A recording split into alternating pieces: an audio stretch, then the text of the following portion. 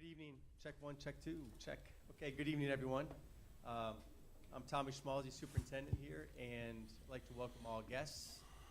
We have a lot of media. Good to see them here as well. And we're going to introduce our guest speakers on the forum today. To my left, starting here, is Chief Mark Keel. He's from SLED. I had the pleasure of listening to Chief Keel at our superintendent symposium and thought he could bring a lot of neat insight on a state platform as well as a national platform. So thank you for being here, Chief. Chief Watts from Rock Hill PD, again, a strong partner with us for years. Education is a community endeavor, and with the police on our side, I think we do a good job being partners in that as well. Sheriff Tolson, thank you for being here as well. Represents York County and has a broader insight to what we're talking about today. Kevin Brackett is our solicitor. He brings the law side as far as what courts can say and do, so he's bringing that expertise.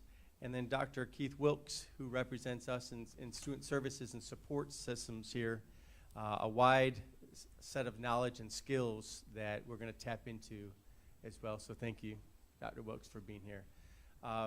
Our safety and security director, Mr. Jones, he's en route. He's coming back from a family vacation. He actually came back early to join us. So hopefully, if he's here, he'll jump in. So if you see him, that's why he's late. To my right is Lindsay Maychek, who's going to facilitate tonight. She has taken questions online for a couple of days now and is still feeding things online. So she'll explain kind of our process. But once again, thank you. It's not going to be a complaint session. It's not going to be a screaming match. We're here to discuss a topic that's near and dear to all of us, and that's the safety and security of our campuses. So we have a format. Please follow that format. We will be streaming this live for those people who can't attend in person. So without further ado, I will turn it over to Ms. Maychek. So first and foremost, I would like to say thank you for coming tonight, and we're going to kick it off actually with Chief Keel to give us a little overview of what's going on in our state when it comes to schools and how you're working with schools across the state. Well, there are a lot of things that we do, and again, first off, I'll just say I'm happy to be here tonight. I don't think there's any more important topic that we're discussing right now than school safety. Is something that I've been very interested in for some time. I'm very fortunate to say that I have two boys that went to public schools, and from the time they started public school until they graduated from high school at Dutch Fork High School, we had SROs in school. And so I felt very comfortable with our children going to schools where I knew there were SROs every day. There was a statement by a gentleman named Max Schachter. Max Schachter is the father of Alex Schachter, who was one of the children that was murdered at Marty Stoneman Douglas School down in Florida. And he said at that time, he and I have gotten to know one another pretty well. I've been to a lot of meetings with him in D.C. about school safety. And he said nothing is more important than our children, and we know our schools are vulnerable, and we do know that. And so we have to remember that each and every day that we're out there. We have no more valuable resource than our children, and we have to do everything we can to protect them. There's lots of things that we're doing from the standpoint of school and school safety. One of the main things that we do at SLED is we train officers, we train administrators, teachers. We provide just a host of training that is at no cost. It's available to school districts all over the state, and I'm happy to say that our folks have provided that training to every school district in the state now. Again, it's something that we do on a regular basis, whether it's active shooter training or what we call stop the bleed training or reunification training. We're in the process right now of starting coming up with a lesson plan to develop training for special needs children, because that's another group that has kind of been left out of the, how do we provide that same training that we're providing to our other children, and we're doing that for special needs. We provide safe corner training where we're teaching classrooms, teachers, how to protect their classrooms and the children in their classroom. So again, it's something that we're very involved in. We make this available to everyone in the state, every school district in the state, and have been in every school district providing this training that is funded through Homeland Security funds and another federal program that we also get dollars for to provide this type training. Thank you so much. And again, this is something that we've been talking about. The work that we do with SLED is not just a Rock Hill thing, right? SLED is working with districts across the state with safety in schools. Next, we'll hear from Chief Watts and Sheriff Tolson. If you all just want to jump in and give us a little overview on what's going on in our community locally, more granular than the state level of what's happening out here. Sure. Thank you very much for bringing us together. I think, as Chief Keel said, it's very important. Our students are important in education, and this is a great opportunity to ask some of the questions and answer, to communicate together. So you look at in Rock Hill with violent crime, we are trending down. We're lower, at least to date, than we were the last 2 years. That seems to be trending in many areas, but fortunately, that's where we're going right now. And part of that is just a cooperation, especially when we look at it in this context, looking at it with school safety. I can sit here and say the Rock Hill School District and the schools are safe. There's a world we live in that there are dangers out there. The city of Rock Hill is safe. There are certain elements, if you're a part of certain groups and involved in certain activities, then you might put yourself out there in more of a danger. But especially when it comes to school, I think it is the partnership and collaboration of making the student safety a priority. We work together, as the sheriff will speak shortly, work with his agency, work with the schools, work with SLED, and it's all to come up with the best plan, the best training, so we can handle whatever comes up. And these incidents that just came up, they were handled very well. They were handled swiftly, and then we will follow through with them. But again, I think the best part of Rock Hill and the Rock Hill School District is the cooperation and the partnerships, collaboration that we have, again, working together every day. We have SROs in the schools that are in constant contact with the principals, the administration at the school, my office, and again, anytime there's an issue, that is a priority for us. And we continue to look at it and figure out better ways to make the school safe. And I think Rock Hill School District has done a great job over the last number of years of going above and beyond and trying to make each school as safe as possible. Sure. How do you follow that? A couple things I would say is, first of all, the level of commitment and cooperation in this room with the school districts, myself, the solicitor, Chief Watts, Chief Keel. I used to work for him. I used to work for him. I grew up in law enforcement with him, and every other chief in this county, with the exception of one, we've all worked together our entire careers.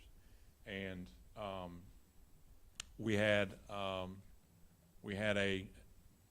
what we thought was a person with a gun several years ago inside of a school, and I wanted to tell the parents here, it is a cattle call. We had officers from almost every agency responding to that school, and so we take it very, very seriously. School safety, student safety, teacher safety, we take it very seriously. And to that end, I also want to say we just wrapped up our active shooter training. I attended each training, and I spoke with our officers after one portion of the training. The first portion of the training that we ran was a scenario where they were the first officer on scene, and we made them go to the threat immediately, not waiting for backup, not waiting for assistance, not waiting for anything. And I can assure you that in this county, every agency in this county trains that way. And I looked them in the eye, each officer, and I said, there will not be a Uvalde in York County, South Carolina. And I can assure you of that. While Kevin Tolson is sheriff, there will be no Uvalde incident. I'm not being hypercritical. I'm not being critical. I don't know all the facts in Uvalde. I know something went wrong. What went wrong, I don't know. But I do know that will not happen in York County while this chief is sitting to my right and I'm sitting here in this chair as sheriff. Thank you, Sheriff. Yes.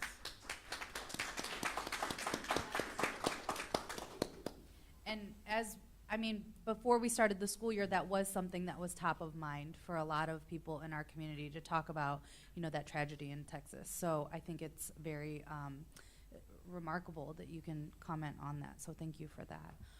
Mr. Brackett, my next question is for you.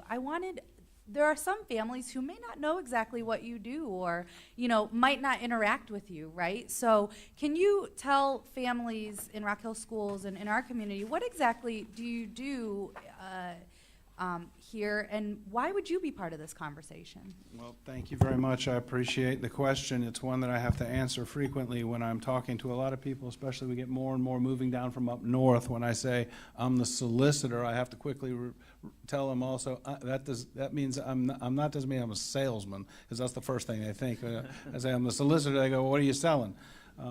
The solicitor. So I tell them the solicitor is the same thing as a district attorney.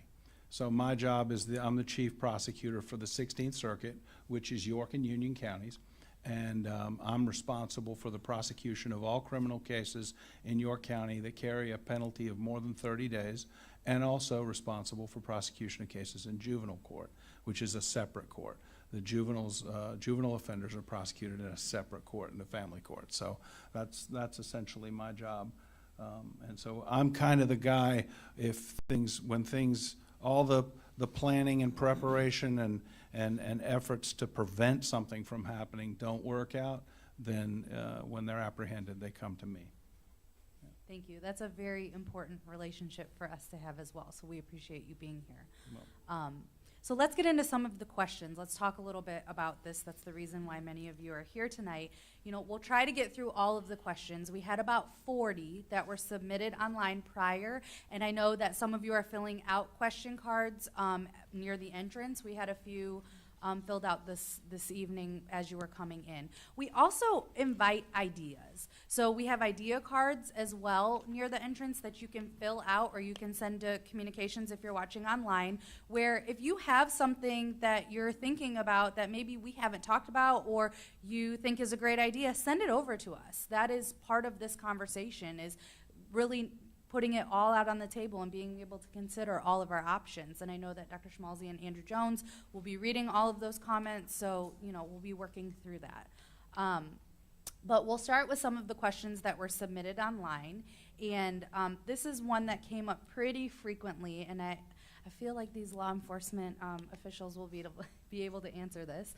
But parents are wondering, what is the root cause of violence or fighting, dismay in our community? Well, fighting in schools is nothing new, and it's things that happen. I think some of the violence may have gotten a little bit more, but it really starts with in the home of parents, kind of keeping up with what their children are doing. Then it goes back to the teachers and school administrative staff noticing things, as well as the SROs, and it culminates in communicating together all with one. So what we want to do is to mitigate or make sure it never gets that far. And I think there's many times that other students have taken been concerned enough about other things going on that they have told teachers or other staff members, and that is very important. So again, just in human nature, some people can get really upset with each other, but I think it's how the schools, how the SROs work together, as well as a lot of times things start out in the community. They didn't start at school. They just end up at school because something was going on out in the streets, you know, in the neighborhood. So, again, we try to communicate when we know something's going on that could be an issue. We try to communicate with the schools through the SROs. But it's all of us working together, just kind of watching out. And if we see something that doesn't look right or might get heated, we try to intervene on the front end and not after it has occurred. Again, how you follow that. But I think, you know, if you think about us as a society, you look what's going on in Washington, we have lost the art of civility in our country. We have lost the ability to agree to disagree. We've lost the ability to communicate effectively with each other, and we tend to want to work things out in the most quick and irrational manner. And you know, I'm not saying Washington is the cause of the root cause of violence in schools and in our community, but it sure does set a bad example on how to deal with issues that you differ with somebody on. And you know, I think a lot of that, like Chief Watts said, should and has to start in the home, and to learn to effectively communicate your differences and work them out in a way other than violence. Some violence is gang related, and the number one reason to join a gang is to fill a void in your life, to have a sense of belonging, and to have, albeit a bad mentor, to have mentors. And unfortunately, that's not a Rock Hill only problem. That is a nationwide problem. And I think Chief Keel would agree that Rock Hill is not unlike any other school district in the state as far as the issues that they're facing. So while we might not be in a great situation, we're not in it alone here. Thank you for that. One of the other questions that we had online is particularly about some of these gun incidents that we've had in our schools. And from a parent's perspective, and I quote from one of the questions that we had, many parents have guns in their homes. And this person's saying, well, I do not. I am worried not about my children bringing a gun to school, but about the neighbors or someone who I don't know having a child bring a gun to school. What can I do, and what are you doing? Well, Go ahead. well, I'll just say this about guns. We see more guns on the street now than we've ever seen. I tell people December the 10th of this year will be my 45th year in law enforcement. And I can tell you, when I started in 1976, we didn't see near the guns on the street. And on top of that, we're seeing younger and younger people with guns. And it's just, it's statewide, it's nationwide. It's not just a South Carolina problem, it's a nationwide problem. We have to be accountable for our guns. And unfortunately, I think that the chief and sheriff and probably any jurisdiction in the state would tell you that the majority of guns that we're seeing getting to the streets are coming out of people's cars, citizens' cars, that leave them in their cars, either unlocked or locked. And we see video of groups of people going through neighborhoods that are not breaking into cars. They're just checking the door handles.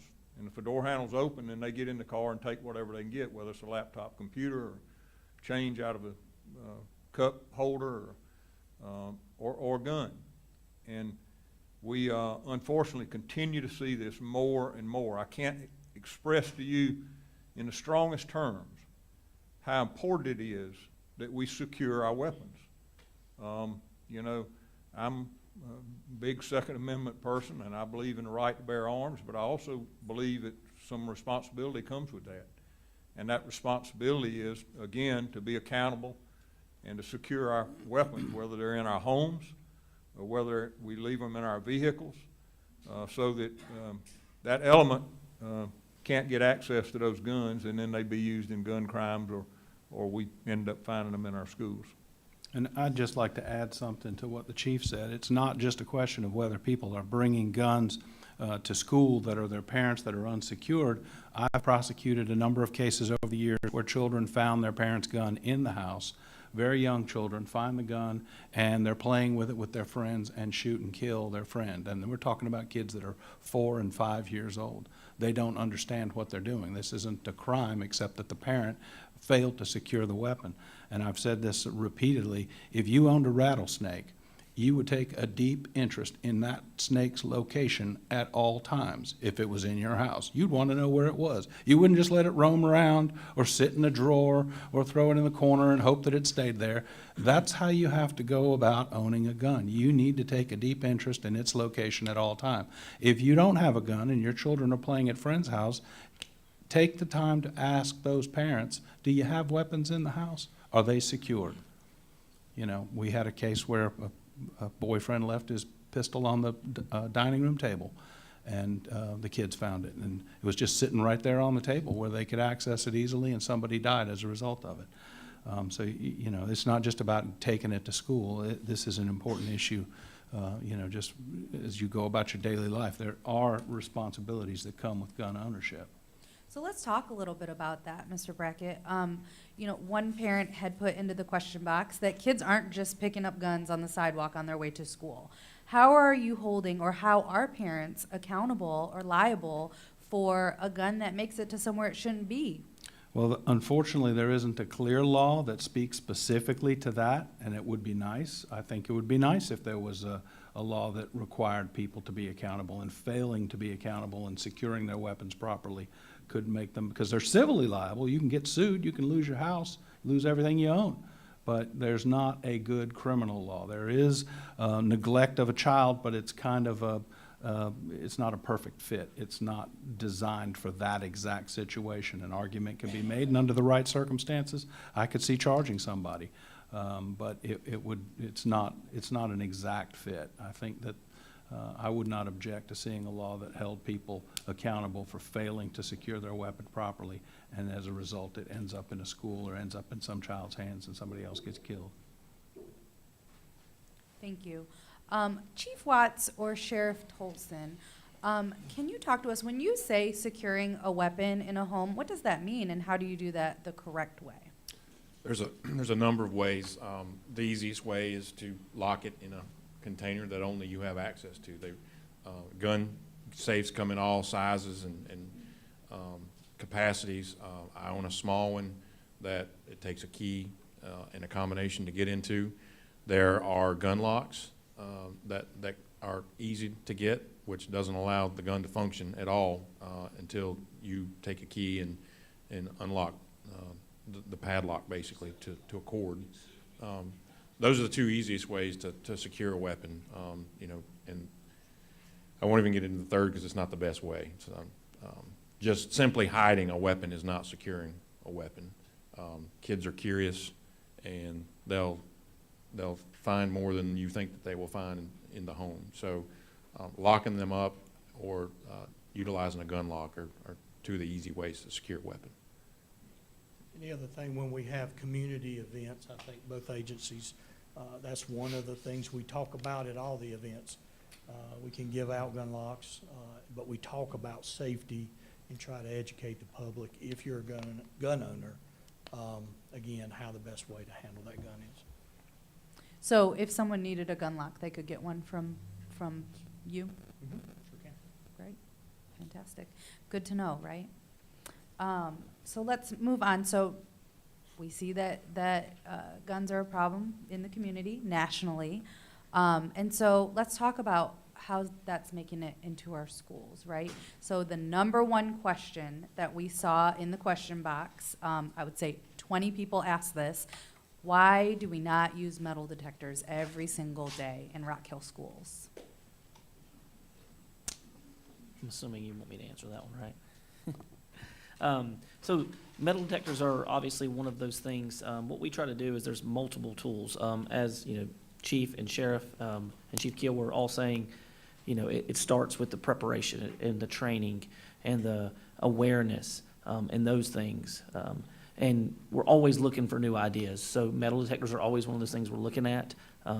At this point, we feel like that we're looking at some other options, including that, and seeing what's the best tool to implement inside of our schools right now, to include some of the random weapon screenings and things that we've been doing the last few weeks since these incidents, continuing to train our individuals. The way this all came about, the very first one was just a very observant SRO who did an amazing job and saw something and got to with the administration and investigated it, and things like that.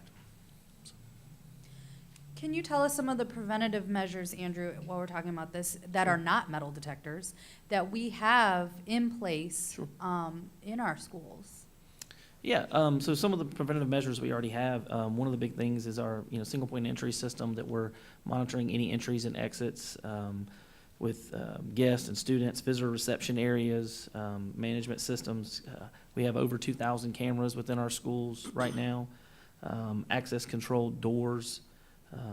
We have like I've said earlier, we have 15 SROs that are in our building on a day-to-day basis, 19 SSOs, which is our school safety or school security officers, and then the high schools all have what they call a campus security associate as well, who their job also is to move around and to be active and to be looking for things that are out of place and things like that. So that preventative measure, you would say, worked at South Point High School? then? Absolutely, yes, ma'am. And, I'd like to comment, sure. if you don't mind, in Absolutely. regards to metal detectors. I mean, metal detectors, to me, is a tool. It is a tool that certainly can be beneficial. The problems that I see from the standpoint in talking to educators, talking to superintendents around the state, and this year, I will tell you, is the first year that I've gotten calls from district superintendents in a couple of different districts where they were trying to get private security personnel licensed to be able to man metal detectors. They have to be manned, and they have to be manned the entire school day. And that doesn't just mean, if they're going to be efficient and they're really going to work, then they have to be manned from the time that building's open to the time it closes. And that means with athletic events going on in the afternoon, practices where people still have access to the building. Again, we get back to the question about a single point of entry. It's very difficult for most schools to have a single point of entry. I mean, most schools are not designed to be a single point of entry. And so you have to have multiple metal detectors. You have to have multiple people on those metal detectors. I have had conversations with superintendents that have told me that, if you're going to have somebody on a metal detector and somebody comes in with a gun, well, they should be armed as well. They're not going to be a whole lot of be able to defend that school if they're not armed. We know that there are secure areas now in lobbies of school where that prevents entrance into further areas of the school. But again, if there's not somebody there from the time that school opens in the morning until it closes in the evening, metal detectors are not. It's not a perfect solution. Right. And again, it is manpower intensive from the standpoint of trying to man those. Now, again, I would say, as I've said, there's nothing more important than our children, but I know that today in our profession, unfortunately, I know Chief Watts and the sheriff will tell you, in our profession today, we have tremendous vacancies in law enforcement right now. We have folks that don't want to do this job anymore. And so finding the personnel to man those positions, whether it's private security or whether it's law enforcement personnel, it is difficult. It's difficult to do in the environment that we're in right now. So I'm I gonna think. add to that if I can. Yeah. I want to let Andrew know that metal detectors, just to tag along with what Chief Keel is saying, we operate metal detectors at our courthouses. And I cannot imagine trying to get 2,000 people into our courthouse in a 20 to 30 minute time span. I can't imagine the amount of manpower that it would take to do that. And the issue is once you get a positive hit on a metal detector, you then have to have the manpower available to conduct the search, or you have to stop the metal detector processing. Yes, sir. And so, extremely manpower intensive, and I'm glad to give you any information that we have on or let you come see our operation, which would be a little different, I think, than what a school would be. But there's a lot of challenges, I think, with metal detectors. Or you could just go to Charlotte Douglas Airport and watch them trying to process, 2,000 passengers. through Yeah, to on a get to Monday the gate. morning. Yeah. Well, and that's a lot, and I agree, and thank you all, gentlemen. I agree, and that's what we want, is to do, a data approach to it instead of, throwing something up. We're always willing for new ideas. I sit on the SCASA roundtable every quarter, and we've had panels just like this of people in schools and districts that have the metal detectors and don't. And it more say they're not effective than that they are for what we're trying to do. So I agree with that. Thank you, guys. So I want to touch on a point that you all talked about just now, and it's a question that's coming up is, Andrew, can you just reel back, how many safety officers do we have in each school, and what is their role? Sure.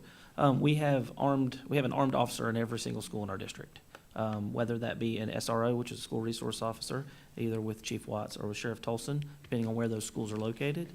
And the ones that we do not have SROs in, we have 19 SSOs, which we call our school security officers. That is a contracted agency with Allied Security, and they provide those armed officers for us in those places that we do not have SROs. In addition to that, we felt the need to further assist some of our schools with the high schools. They have an SRO and an SSO there, and then they also have a CSA, which is our campus security associate, that is non-armed but is still specialized in security, and helps those officers and the administration with security type measures.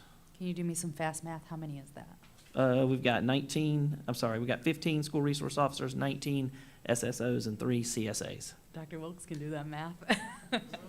So, in that vein, I want to know though, okay, so that's Oh, 37-ish. 30, I'm sorry, I I thought you cannot were- do math, obviously.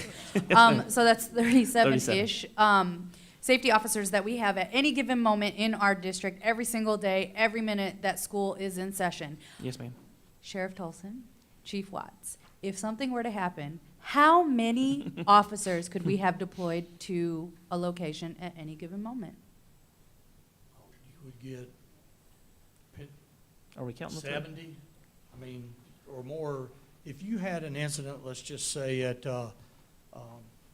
Sullivan, you're gonna have Fort Mill, TK, Winthrop, Rock Hill, York County Sheriff's Office, Highway Patrol. 100. Di- I'd say 100. I mean, During school hours, yeah. I've got 25 folks working on patrol. I've got 20 detectives scattered throughout the county working, and we would only answer emergency calls until, we've mitigated whatever threat or situation was going on at a school. There's And- plenty of resources. Just for perspective, how fast? Say something happened at Sullivan Middle School, how fast could you get there? Well, we have an SRO there, and basically, we're gonna have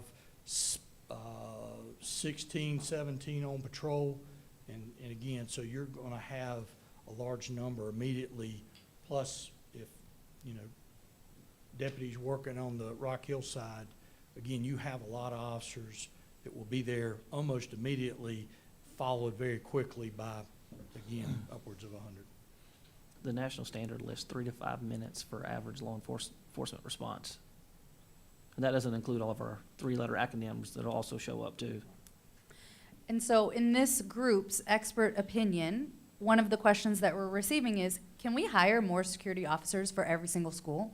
Is that needed? We already have security officers at every school, so I think we're well covered. Thank you. So we're going to look at the question box right now live. Let's see what we have in there. Someone's asking about consequences, and this is also a question that we've been getting through my telephone and email inbox. Mr. Brackett, what happens, or Dr. Wilkes, maybe you tag team this one. What happens to a kid when a weapon is brought on school property? So when they're identified as having a weapon, they are taken into custody and served with a petition. They can be taken into custody at that time and detained. If the situation is deemed appropriate that they need to remain detained, they would be held at a DJJ facility, and they would be entitled to a hearing in front of a judge within 72 hours to determine whether they should be released. And then if the judge determined that they should not be released, they would continue to stay at the DJJ facility with the opportunity for a new hearing every 10 days until the case was disposed. The judge could release them at any time, or they could remain in custody until the case was brought to court and the person was, the case was handled to disposition. Would you tell the public if a child was still in DJJ custody or not? Yes, we can talk generally about the cases. I can never go into the facts and circumstances. I'm ethically prohibited from discussing the evidence in a specific case, but we can certainly discuss the fact that somebody was charged and where and the basic circumstances surrounding it, and we can talk about the process and where they are, that they're being detained, all the way through the disposition and what the disposition was. We just can't identify the student. We can't identify the juveniles by name and say, it was Billy and Joey and Steve. But we can say a juvenile was apprehended at such and such a school, charged with this, and taken into custody. Okay. Dr. Wilkes and Andrew Jones, when a weapon is found on one of our campuses, what happens to that child? Do you want to answer that one? Or start at least? I'll be happy to. Very similar to what Mr. Brackett has said, we have something called FERPA. Well, we refer to it as FERPA. It stands for the Family Education Rights and Privacy Act, which prohibits us from really discussing any details about the incident as far as consequences, students' names, all of that. And that's not a Rock Hill policy. It's not a state law. It's actually a federal law. And so we get that question on everything from two kids are in a fight, I want to know what happened to that kid if you're giving my kid this, to all the way to something that's a lot more severe. As a parent myself who had children to come through the school system, I understand the want to know, but I also understand the law part of it, that we cannot disclose that information. And what we have to ask parents all the time is, please be assured that we're going to follow the law that we have to. We work in tandem with law enforcement. Many times if those students are detained, we have to give them an opportunity through due process to be able to present their defense for what it is that's occurred. And that may slow down as far as what we're able to do, but if they're not in the community at that time, they're not presenting a danger to the school, or so we can't move forward until those times. Thank you.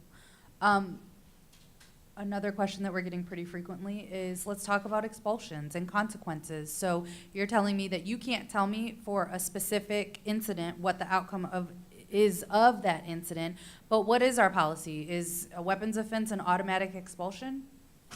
Go back to due process. And we have hearing officers that actually make a determination what the consequence will be if it's something that is that severe.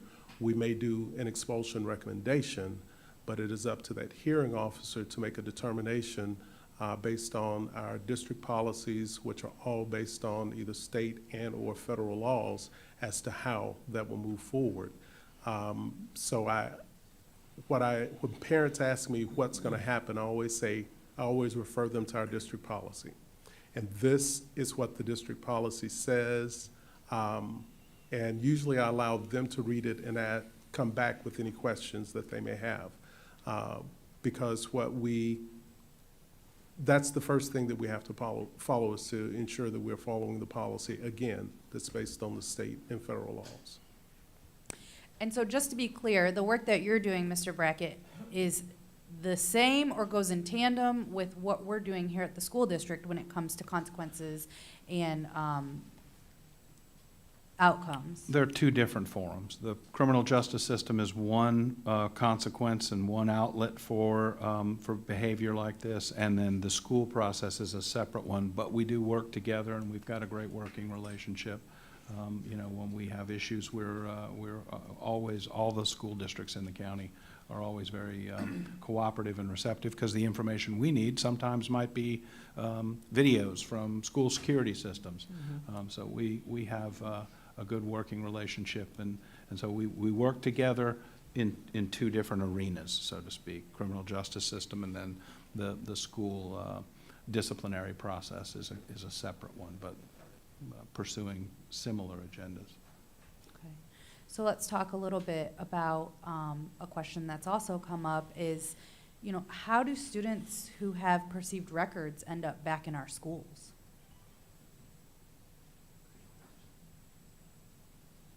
Anybody? Anybody want to tackle that I one? think that's a school thing. Well, Yeah. if a student has been arrested for something in the community, we have to be able to show that there's some type of clear and present danger as far as us moving forward. And there are some things that are clear and present dangers that have been identified. At one time, they were known as persistently dangerous events. Drug trafficking or drug distribution, high and aggravated nature assault, or a firearm in the community. Those are three things that we look at when we get that information in the school system. We're looking, is that a clear and present danger as far as our school is concerned? And those are things that we move forward on, looking to see if those students need to return during that time before it's adjudicated. Once it's adjudicated, then we have to look at it. And what I mean by adjudicated is it has been cleared through the courts. They have received whatever punishment or consequences they're going to receive through the court system. Then those students have served their debt to society. And at that point, we get questions, well, you know, why can't you do this if you know that this has happened? Before we can move forward with anything, we have to have a reasonable suspicion that something has occurred. If that student has been adjudicated for that and they come back, if there's no reasonable suspicion, we can't step forward, just like law enforcement has to have probable cause. And that's what people hear, and we have to say reasonable suspicion is a lesser degree than probable cause. So as administrators, when they're doing investigations, there are things that administrators may be able to ask and move forward with that law enforcement doesn't have probable cause to be able to move forward with. So we can't necessarily ban a student because of something that has happened in the community if it has been adjudicated, and that's what the law provides for us as far as being able to ensure that we're not infringing on a student's rights. And I'll follow up and just say, what we do has nothing to do with whether a child remains in school or is allowed back into school. And I know the schools are limited by the law as well. If the law says you must take this child back, then they have to follow the law just like everyone else does. However, laws can be changed. New laws can be written, and I don't see any reason why kids who are persistent troublemakers and make the education of other children who are not misbehaving, make their lives difficult and impede their ability to be educated, that we shouldn't have more restrictive schools for those kids to go to that are more controlled, where we could put up metal detectors instead of having, you know, troubled kids in each school. As they reveal themselves, they need to be put in places where they can be more carefully controlled if they're misbehaving. I don't see any reason why we shouldn't have laws that allow for that, because some kids just aren't going to behave. And so in that vein, the way that the law is today, in the law that we follow here in Rock Hill Schools, if we have kids who we know have been charged with things in the past, first of all, let's start there. If you're charged with something, does that necessarily mean that you've gone through the court system and have to go to jail? No. If you're charged with something, you are in the U.S. presumed innocent until proven guilty. So that's the first step. Okay. We're talking about, once you've passed that step, until then, there's a presumption of innocence. You're entitled to that presumption of innocence all the way up until, in adult court, a jury is satisfied of your guilt beyond a reasonable doubt, or in family court, a family court judge, there's no jury there, a family court judge is satisfied of your guilt or your delinquency beyond a reasonable doubt. So those are the first steps. Once that happens, then criminal penalties follow. Sure. So when we have students who have been charged with something, say a weapons offense, why can't we screen them every single day then when they come to school? Charged. If they have been, this goes back to what I said previously, those big three. With those big three, we have worked to, with some of those students, to move them to either our alternative school or to look at doing an expulsion hearing based on the information that we have received. But most often what we have done in probably the last 7 years is to work with those students in an alternative in an alternative setting, because like Mr. Brackett said, thank you That was very much. magic. I thought they had become disinterested in what I was saying. Well, Like Mr. Brackett said, it's a charge, and those charges can change. Those charges can be decreased. And what we've tried to do is to work with students in a smaller, more controlled environment to ensure that they have an opportunity to get their education during that time. Andrew Jones, this one's for you, and it just Yes, ma'am. came through online. People want to know about these randomized searches, and are we still doing them? How often are we doing them? Can we do them more often? And does that impede on a student's learning environment? Great question. So we did implement them last week during this time. We had already planned to implement them. We had a collaborative meeting with all of our administrators already planned for this past Wednesday, several weeks in advance, and then we had these incidents. So we just decided that it was best to go ahead and move those up and to start those random safety screenings for the safety of all of our students and staff and visitors. So that's kind of what we did, and we did meet Wednesday as well and talked about things that went well, things that we can improve on, ways to make this work more smoothly and be less disruptive to some of the learning environments. But we believe that the safety of our students is worth a 5-minute to 10-minute delay in a classroom. So we will be continuing to do these random safety screenings, and we will continue to follow the policy when we do these. And just to be clear, when we do these randomized safety screenings, what are we looking for? So we're looking for anything that would potentially cause a disruption, hazard, an unsafe environment for our schools. And we track those, and we get that data from our principals from when we do these searches. We have them set up very well with partnerships with the York County Sheriff's Office and the Rock Hill PD, and they send additional officers. Our administrators are trained, and the searches are actually conducted by the administrators. And the law enforcement personnel are just there to assist us if there's a law enforcement matter that they need to intervene in, and for safety during those times. Thank you. And so this will be our last question of the night, everybody, because we are running out of time. Again, we've talked a lot about tonight how this is a community issue. It's parents, community members, neighbors, teachers, the superintendent, Dr. Tommy Schmalzy, everybody's issue. And so this one I want to pose to the whole group. Anyone can jump in. Feel free to jump in. What are some of the preventative measures being taken to stop fights from happening in our schools? What can we do as a community? I'll jump in first, and then you can add.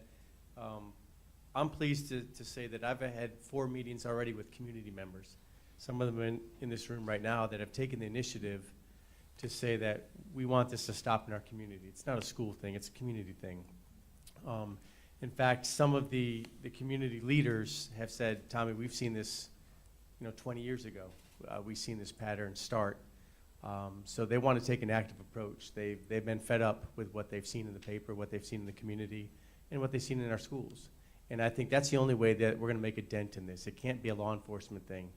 I don't think you can arrest your way out of this. I don't think it's a school district thing. I don't think we can put as many metal detectors or SROs or SSOs in schools to stop it.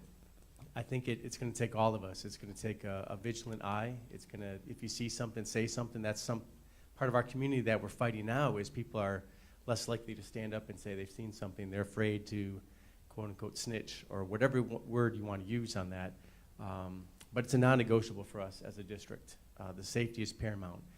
That's why I wanted to have this forum. I don't want to hide something. I don't want to sweep it under the rug. But I want to make it paramount that we have to put a concerted effort on what are we doing to change the pattern. So listening to Chief Keel just kind of opened my eyes to the fact that other districts are dealt with this. He asked the same question with all superintendents in the room. Where else has a gun been found, for example? I wasn't the only superintendent with my hand up. There were many there. So it is an issue that we have to tackle as a community. And so that's what I'm thankful for, that we already have members. We have officers that's what they do. We have 2 officers here that their job is community outreach. And I'm glad to see that they're here shaking their head yes to these things because they're part of the solution as well. Absolutely. Just want to add, I'd like to add to that. Again, I said this at the meeting. We had the highest murder rate in South Carolina in 2020 that we've had since we've been keeping records. 561 murders. From 2019 to 2020, we had a 22.1% increase in murders in our state. Over the last 5 years, up to 2020, we saw a 52.9% increase in murders in our state. I hate to say it, but the 2021 numbers are going to be higher than the 2020 numbers when it comes to murder. And the school issues are the same that I talk about when I talk to communities about crime in our state right now. Law enforcement can't do it on our own. It starts at home. It starts with parents. It starts with holding our children accountable. But then it's not just parents. It's teachers, it's administrators, it's law enforcement, it's our social services network, it's our mental health network. We have a huge mental health problem in our state right now. And again, it's not just South Carolina, this is nationwide. And we know that. We know that we have that problem. We know that we have children that are identified that have mental health issues. They may not be mentally ill, but they have some mental health problems. They're not healthy mentally. And so, again, we're not going to solve our crime problem. We're not going to solve the problems in our schools without all of us coming together, our faith community, and how important our faith community is. This afternoon, at 2 o'clock, I was speaking to a group of what we call ambassadors with an organization called Serve and Connect. Cassie Aaliyah Ray, her husband was killed. Greg Aaliyah was killed in the line of duty, Forest Acres, a few years ago. And she started a group called Serve and Connect. And we have ambassadors in that group that are working with our communities every day to try and solve this problem that we have of crime in our communities and in our schools, and working with community leaders, again, our faith community, anybody who will listen. Because again, it is not, as the superintendent said, we can't arrest our way out of this problem.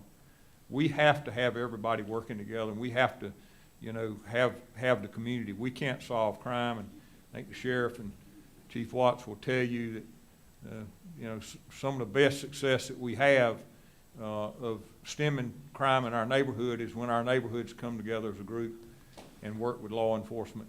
And we have to gain their trust. We understand that. And we understand that sometimes that trust has been lost, and we have to work hard to regain that trust in what we do. But communities need law enforcement now more than ever, And law enforcement needs our communities now more than ever. I'd like to add one thing real quick if I can. Absolutely. I wanted to incorporate this into an answer, but I failed to do so. First of all, Dr. Smolsey is, folks, if you're a parent of a Rock Hill student, I think you should be proud of your superintendent for having the courage to have this forum and not try to sweep anything under the rug. He's very transparent, and it just so happens that Rock Hill pulled the unlucky card, and 3 guns were found in a week in Rock Hill schools. That sounds bad, right? I'm gonna say something that sounds crazy. As sheriff, I'm glad we found 3 guns, because if parents think that not finding guns means they're not there, you're mistaken. They're there. That means Rock Hill schools are looking. If you're not looking, you're not finding. So I look at the other side of that, and I think that that's 3 guns that we took out of the schools, off the streets, that are not going to be used in a crime. So Dr. Smolsey, you to be commended, and I hope that parents can leave here feeling better than when they came in.